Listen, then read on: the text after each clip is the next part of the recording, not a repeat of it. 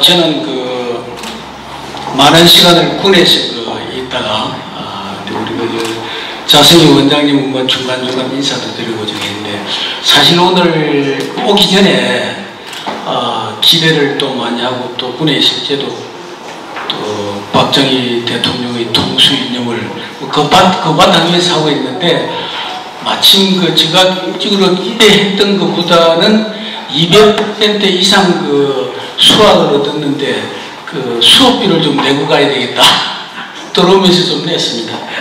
정말 대단히 공부가 많이 됐고, 또 현재 학술 이런 걸 떠나서 그런데 제가 약간 좀 이왕 전을 폈으니까 원장님께서 이건 단시간 내에 끝날 거 아니고 우리 대한민국 지속 가능한 발전과 함께 가야 되기 때문에, 그런데 여기에 이 문명사적 또는 경제사적 그런 측면에서 첨언을 좀 한다면은, BC 청년경에 우리 인류의 개인 소득이 150달러였대요. 150 BC 청년경에. 예, 경제 분야. 저는 이거는 공부를 하는 과정 속에서 배운 건데, 산업혁명 직전 1750년경에 180달러였답니다. 그 다음에 AD 2000년경에 한 6600불. 어려움 자르고. 이게 무슨 말을 하냐면은, 산업혁명 해서 2000년까지 한 250년밖에 안 되는데, 어떻게 그렇게 소득이 올라갈 수 있었느냐 하는 명한 이 기능이 이 자유라고 하는 걸 좀 말씀드리려. 거기에 정치적 자유라든가 경제적 자유, 사상, 양심의 자유 이렇게 있기 때문에, 예를 들자면은 중세 시간에 지구가 무슨 태양주위를 돌고 한다 그러면은 재판소 받아가지고 사형당하고 그랬지 않습니까? 그래서 박정희 대통령님의 통치 기간 중에 오늘 독재도 나오고 노예도 나오고 많이 하는데, 군데 많이 들었습니다. 전문 박사님들이 언급을 하셨으니까. 박정희 대통령님의 이런 많은 자유를 억압받고 하고 하는데, 이왕 그게 봐가지고 그게 무슨 독재냐 하는데, 자유 억압받고 사실을 해서 클로즈업 시킬 수 있는 그런 국면 자금이 좀 있었으면 더 부각되지 않을까. 또 차제에 윤석열 정권도 자유 말은 많이 하는데, 구체적인 시행 이런 거는 손에 잡히도 않고, 물어보면은 지금 연구하고 있다 그러고, 이게 안 되거든요 이게. 그래서 또 그런 측면이 잘못된 어떤 정치인이라든가 이런 사람 프레임에서 이제 바로 잡아갈 수 있는 이런 게 돼야 되겠고, 그 다음에 하나는 실제 국가를 링컨도 나오고 정했는데, 지도자, 통치자가 되려고 하는 것은 정말로 중요한 것은 자기 자신이 내 목숨을 걸지 않으면 안 된다. 우리도 군의 지휘관을 수만 명 지휘를 하고 있는데, 자기 목숨을 걸지 않으면 훌륭한 의사결정과 지휘를 할 수 없습니다. 전쟁에서 이길 수 없어요. 그런 측면에서 자유라고 하는 이런 분야를 박정권 시대 때 잘못되어 있는 이 분야를 조금씩 언급한 것 말고, 이론과 학술과 연계되어 하면은, 야, 정말 박정희 대통령이야말로 정말 제대로 된 자유를 펼쳤다. 제대로 된 자유, 이런 정책을 펼쳤다 하는 이런 것을 부각시켰으면 어떨까, 개인 의견입니다. 대단히 감사합니다. 네, 감사합니다. 또, 얘기 좀 듣고, 너무, 얘기가 이게 경제하고 관련이 된 얘기라서 제가 좀 답변을 드릴 것은, 또 다른 분도 나중에 좀 답을 좀 할 수 있으면 하세요. 좋은 말씀 하셨는데요. 산업혁명 이전에는 거의 경제 발전이 없었죠. 수천 년을. 그러니까 아까 말씀하신 대로 BC는 물론이고, 산업혁명 이후에 갑작스러운 증가를 해가지고 7,000배 가까이 갔다고 이제 기억을 하고 있는데, 2000년대 그때까지 갔어요. 이 원인이 뭐냐? 여러 가지 이유를 댑니다. 자유는 기본적인 거예요. 자유는 공기와 같은 겁니다. 근데 공기가 있다고 다 건강하지 않습니다. 박정희를 비난하는 자유주의자가 많아요. 왜? 정부 주도로 하고 푸시하고. 그래서 박정희를 다 싫어한다고 자유주의 경제학자들이. 저도 그런 사람 중에 하나였어요. 그런데 산업혁명 이후에요, 먹고 살 수 있을 정도로 성공한 나라가 몇이나 됩니까? 지금 지구상에 200개가 넘는 나라가 있어요. 아까 얘기한 대로 다 말하면 언필칭 자유민주주의하고 재산권 다 있고 시장이 다 있잖아요. 아프리카 다 있을 거면 나이는 다 있습니다. 중화정화에 이상한 사상이 들어가지만은 자유라는 건 인간의 기본적인 뭐랄까 말하면 까르마는 공기가 같다고 저는 생각을 해요. 그거 없으면 다 죽어요. 그러나 자유만 좀 달라는데, 특히 최근에 한 20세기만 봐도 생각을 해보세요. 2차 세계대전 이후에 자유는 더 늘어나고, 그렇죠? 그리고 뭐 교류는 더 늘어나고. 그런데 한국 빼놓고 선진국된 나라가 없잖아요. 그러면 제 말씀은 자유가 중요한 패러다임이지만 그걸로 다 설명할 수 있는 거예요.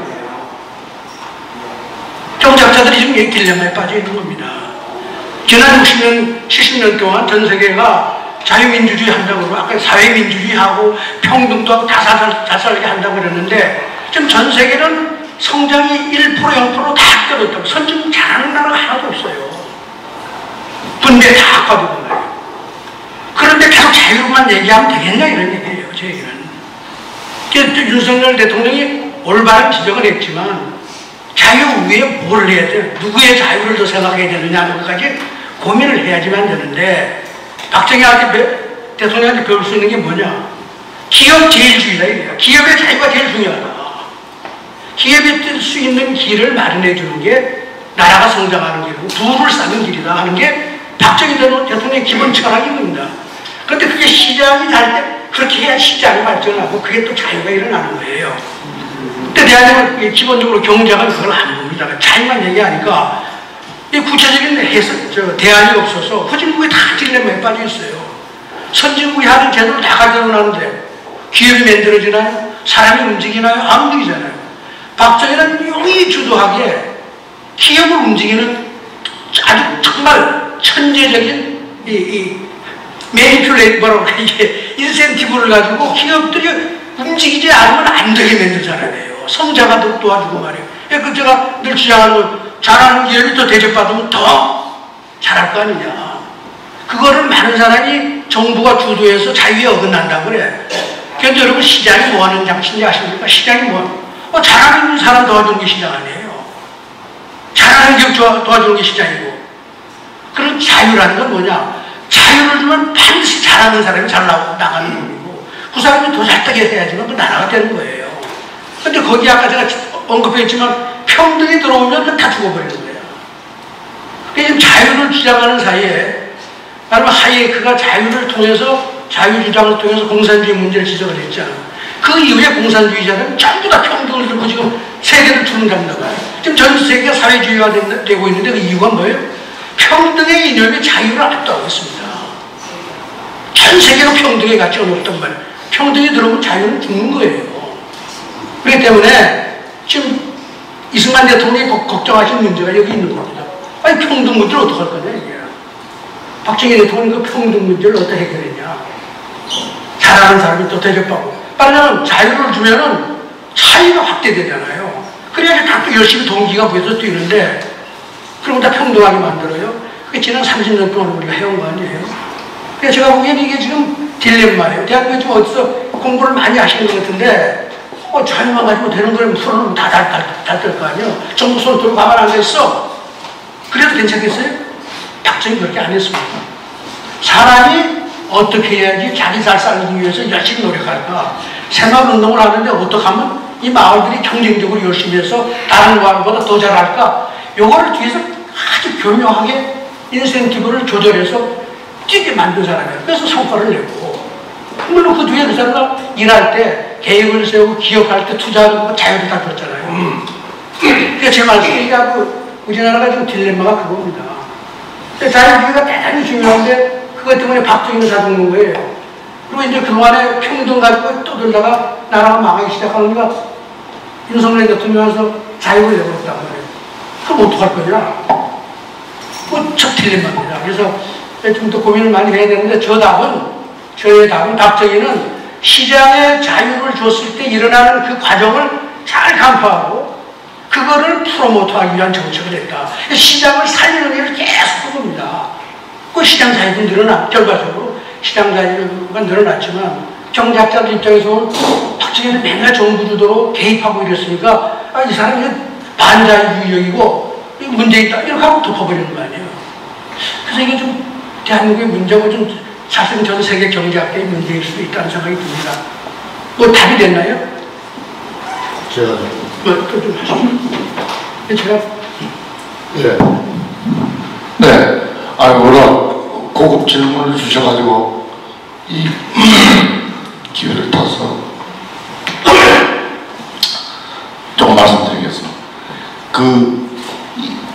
이 소중한 방금 얘기하셨듯이 소중한 자유라는 것은 개인 생활의 자유죠. 우리가 개인의 자유를 중시한다 할 때 개인의 신체는 물론 개인 생활의 자유죠. 이게 재산 소유권까지 다 포함된다고 볼 수 있습니다.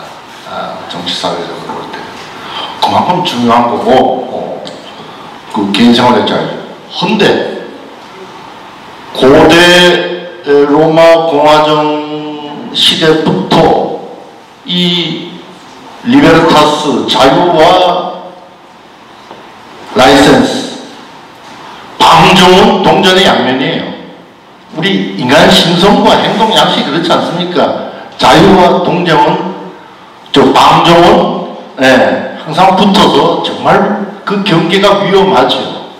그래서 우리가 항상 자기 절제를 하고 사회적인 규제가 있어야 된다는 게 인간 생활에서 모여 살 때 어쩔 수 없는 작건인 거죠. 그 때문에 우리가 자유세계, 자유사회를 운영할 때, 체제가 그러할 때 이 자유체제, 자유민주주의 체제를 파괴, 전복할 자유가 주어진다는 것입니다. 그 자유는 제한이 되고 규제가 돼야 되는 거죠. 그게 바로 우리가 아까 얘기한 그 체제 유형의 자유민주주의 체제가 요구하는 전체주의 대 자유민주주의라는 이론 체계가 바로 그겁니다. 그래서 이것을 방어적 자유주의, 방어적 민주주의라고 해왔고요.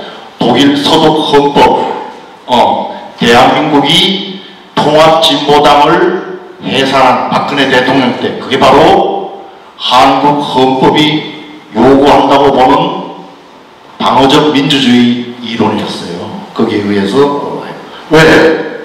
대한민국의 자유를, 한국인의 자유를 전복 파괴하려는 놈이기 때문에 이 자유는 정당 결사의 자유는 주어질 수가 없다는 것입니다. 이게 자유민주주의 체제 헌법인데 지금 세계적으로 이 바이든 미국이나 EU 유럽에서 지금 행해지고 있는 그들이 말하는 자유민주주의는 또 다릅니다.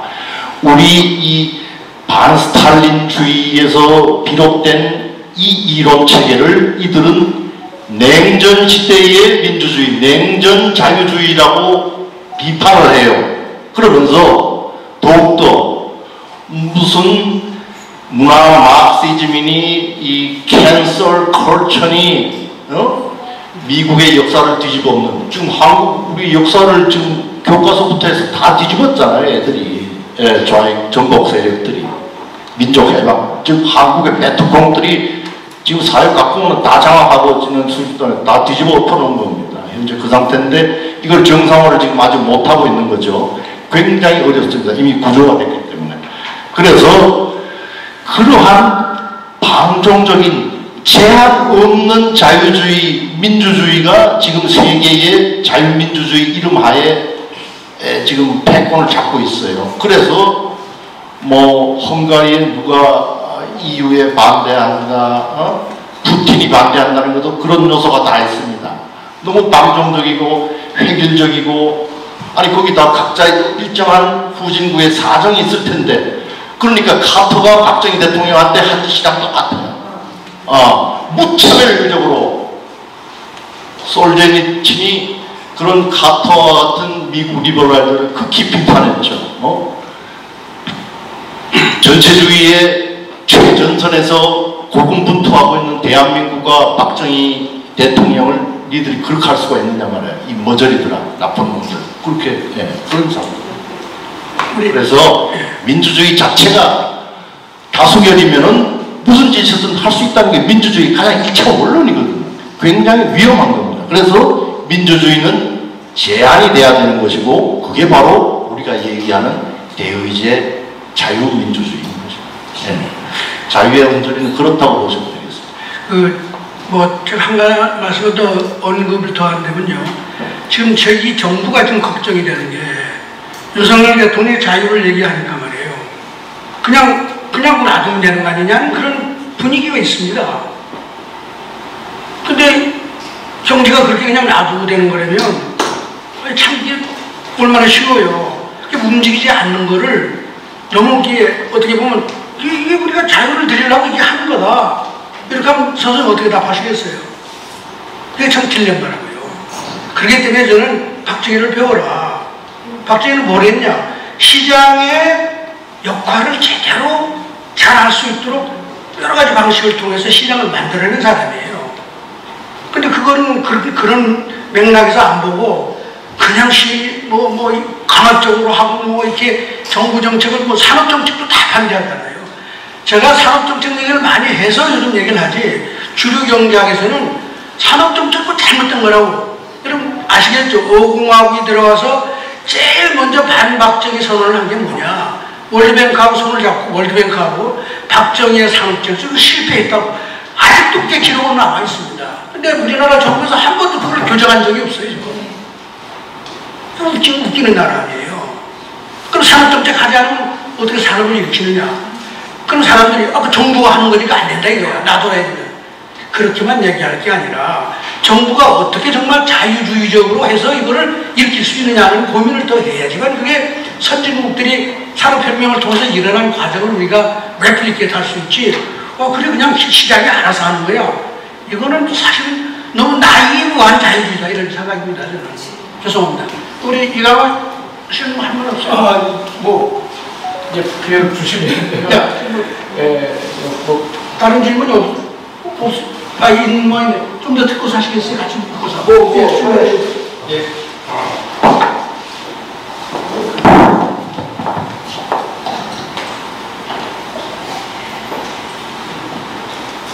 간혹 박정희 기념관에 세미나가 있고 하면 종종 참석하는 권오정입니다. 오늘 강의 잘 들었습니다. 우리 발표도 잘 들었고, 이 제목이 유신 50주년 욕인데, 우리 좌성희 원장님의 교재도 여러 번 읽었고, 김은구 트러스트 포럼도 제가 종종 갑니다. 그리고 이강호 원장님의 박정희가 옳았다 하는 책은 아주 그냥 줄을 쳐가면서 2번 읽었습니다. 그리고 다만 오늘 제가 이 말씀을 드리고자 하는 것은 유광호 원장님의 독특한 화두라고 저는 생각합니다. 박정희와 링컨 대통령을 비교하는 것이, 그래서 조금 더 나가면 이게 무슨 좌파의 우리가 용어 전술에 뺏겼습니다. 링컨, 노무현 대통령이 제1총령 하는 사람이 링컨이라고 먼저 선정을 해버렸어요. 그럼 이걸 치고 나가자면은 조금 더 깊이 들어가서 심사하는 차원에서 제 생각을 말씀을 드리겠습니다.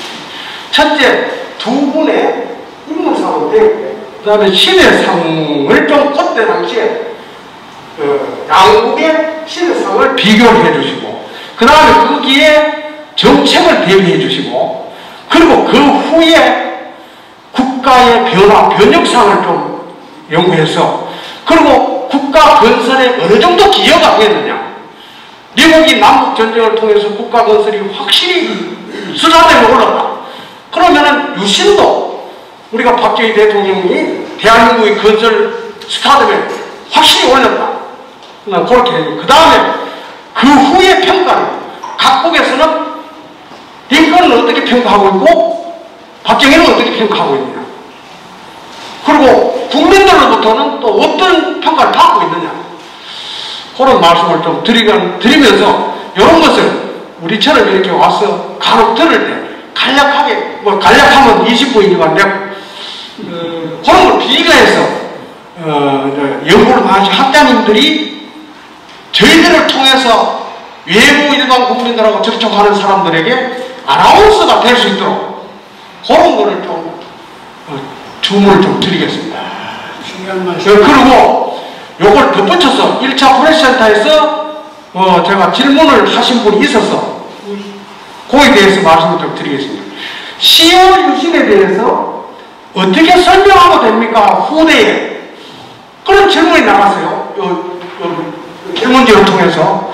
근데 제가 체험적으로 느낀 게 어릴 때인데 10월 유신이 뭔지 설명을 해줬어요. 선생님인가 어떤 분이 10월 유신 100억 불 수출 1000불 소득이라고 설명을 해요.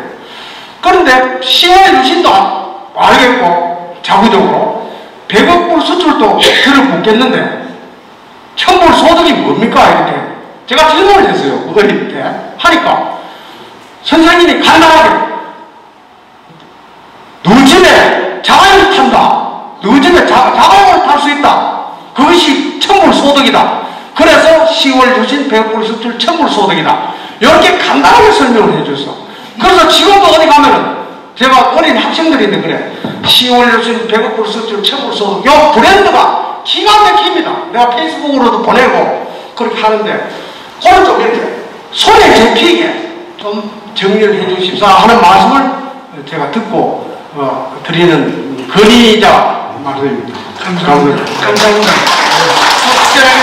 이 박사님 앞으로 공부도 많이 하시고 더 많이 쓰시라는 얘기니까 우리 협력해서 해봅시다. 특별히 답변 드릴 필요 없겠죠? 감사합니다. 좋은 말씀입니다. 이강 뭐 한 말씀 하시죠? 네. 한 말씀 있습니다. 네, 앞에 분과 중요한 말씀을 하셨어요.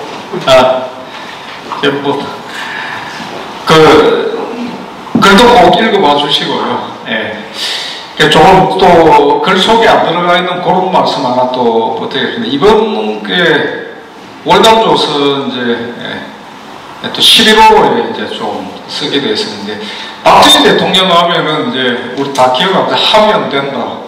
다 아시지 않습니까? 저는 이제 하면 된다라는 정신이 얼마나 소중하고 대단한가 이런 부분들 말씀을 이제 드리려고 합니다.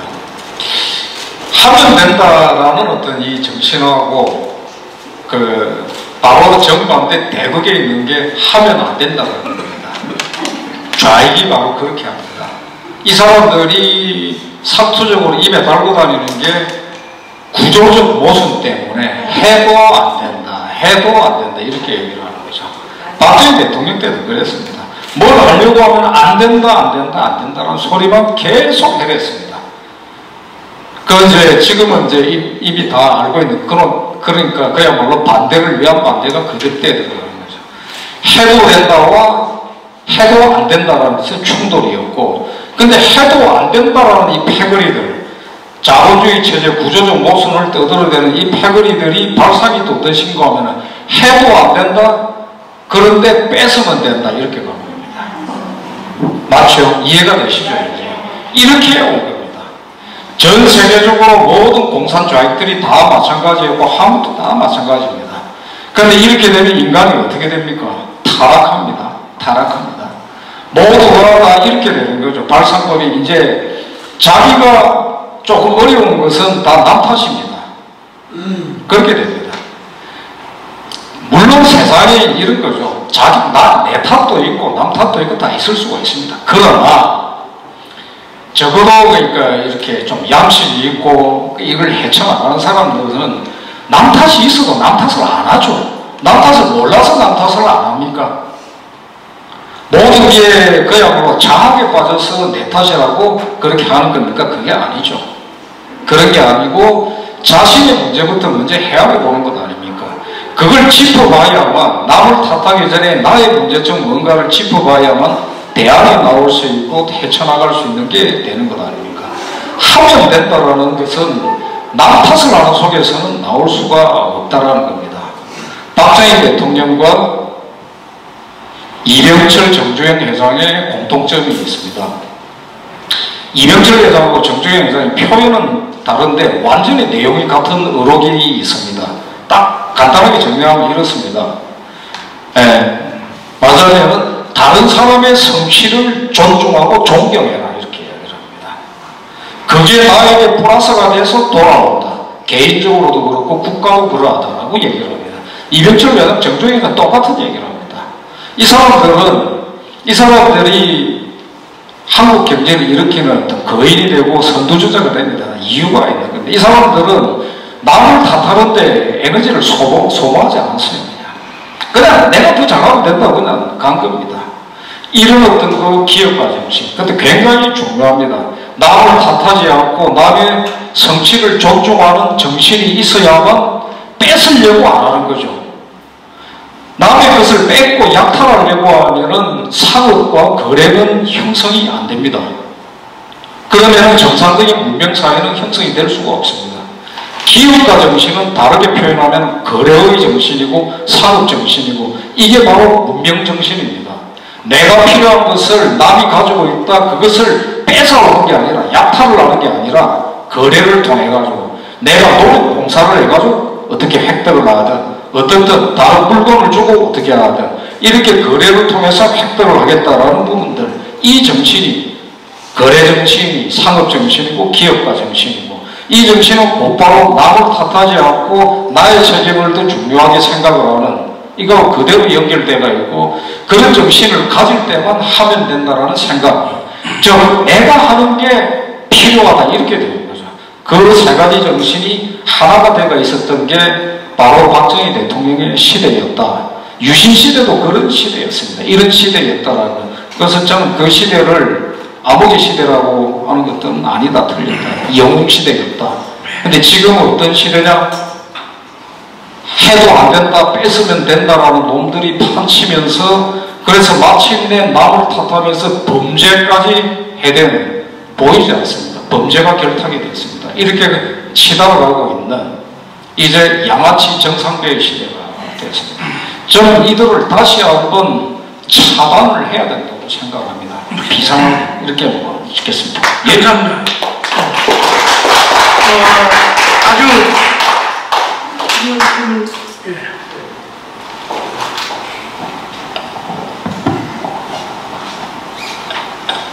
예, 오늘 저기 세미나에 참여하게 참 큰 보람이라고 생각되는데요. 그 우리 박정희 대통령의 공과에 대해야 말씀한다는 것이, 이 짧은 시간 동안에 우리가 어디가 다 하겠습니까? 못하는데, 그리고 세 분, 네 분 발제 다 맞는 얘기입니다. 그런데 저는 1970년대 학교를 다녔기 때문에 정말 유신 속에서 학교를 다니고 유신이 끝난 학교를 마쳤습니다. 그러니까 하여튼 유신의 뭐라고 할까요? 그런 삶을 살았는데, 지금 돌아보면은 제가 유신의 덕을 가장 잘 본 1950년대 생입니다. 1950년부터 1959년도생이 나는 친구들한테도 사람들한테 그냥 역사의 가장 행복한 세대라고 생각합니다. 저는. 박정희 대통령 덕이죠. 사실은 아까 말씀드린 것처럼 1970년대 유신의 덕을 보는 세대입니다. 그런데 여기서 계신 우리 저 박사님도 저도 잘 알고, 두 분의 박사님 말씀도 다른데 다 하는 말씀들인데, 어디 가시든 다 하시는 말씀드리고 학문적으로 하는 얘기인데, 저는 오늘 가장 감명 받았던 그 발제가 우리 김은구 대표의 발제였어요. 왜? 젊은 분이신데 어쩌면 유신이 있을 수밖에 없었던 것을 어떻게 그렇게 조목조목 잘 짚어줬는지. 우리는 그 시대를 살면서도 데모만 했거든요. 그래놓고는 우리보다 10년 후에는 386 세대는 그걸 진짜 민주파리 하면서 지금까지 장난치고 있어요.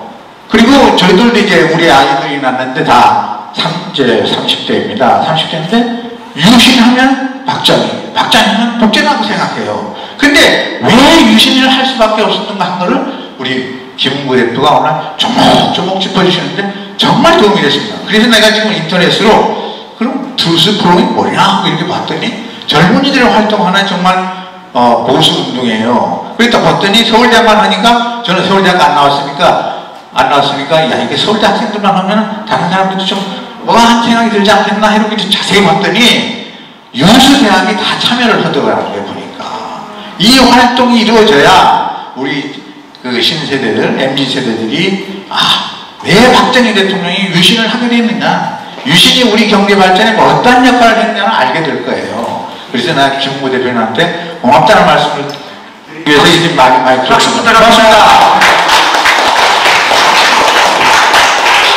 열심히 이게 시간이 많이 갔었는데 한마디 마지막 짧게 답례는 뭐 자유에 대해서 또 이렇게 중요한 화두를 던져주셨는데 사실 거기에 대해서도 이게 조금 드리고 싶은 말씀이 있긴 한데요. 그냥 간단하게 가장 드리고 싶은 말씀만 간단하게 말씀드리면 대한민국은 진실과 거짓의 싸움, 이것이 대한민국의 저는 숙명이라고 생각합니다. 대한민국은 혁명적 사회주의라는 거짓된 공산주의 사상과 싸워서 이겨서 생존해서 여기까지 나왔고, 그리고 또 대한민국의 발전한 그 발전의 배경을 보면은 박정희 대통령께서 자조정신 강조하시면서 하늘은 스스로 돕는 자를 돕는다 이렇게 말씀하셨잖아요. 저는 이 자조정신이 유럽이 그 삼인주의라는 사회주의죠.